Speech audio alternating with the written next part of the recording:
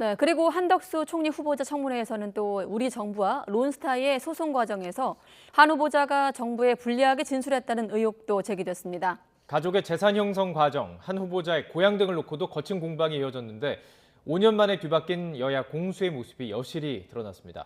그렇다 보니 정책 검증은 밀리고 있습니다. 계속해서 이경국 기자입니다.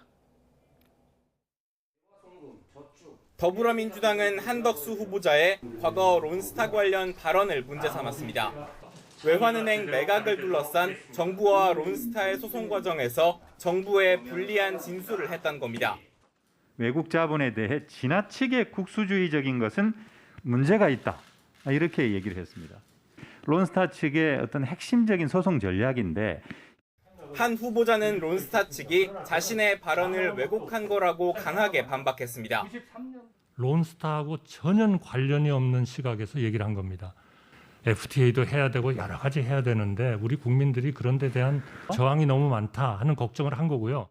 이와 함께 가족의 재산 형성 과정에 대한 지적부터 재산 축적의 뿌리가 장인어른에 와닿는 것으로 보입니다.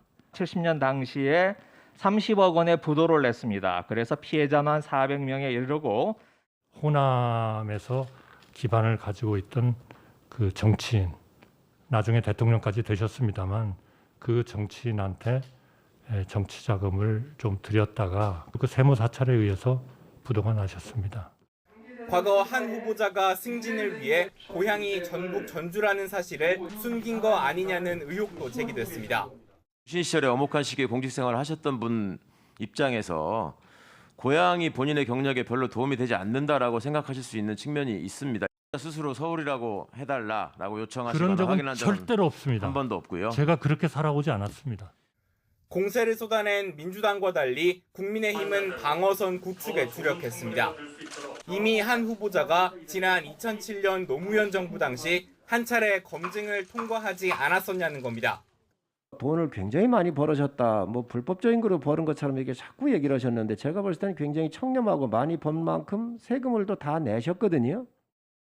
만약에 문제가 됐었다면 그때 청문회에서 문제가 됐어야 되고 지금 또 다시 문제를 삼는 것은 저는 일사부재리다.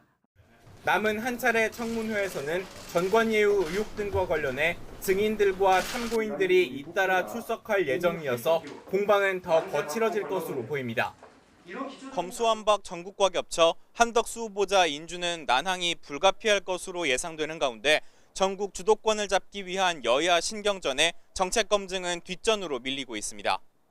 YTN 이경국입니다.